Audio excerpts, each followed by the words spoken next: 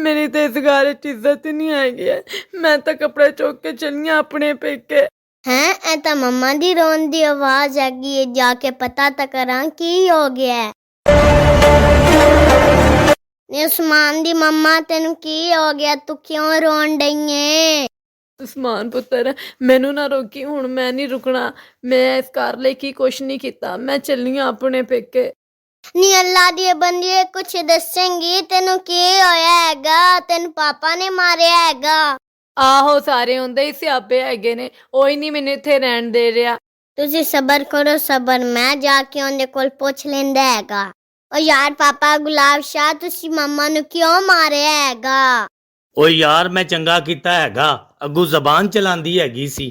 वाह वाह तुसी मर्द बड़े सियाने नहीं हैगे जे।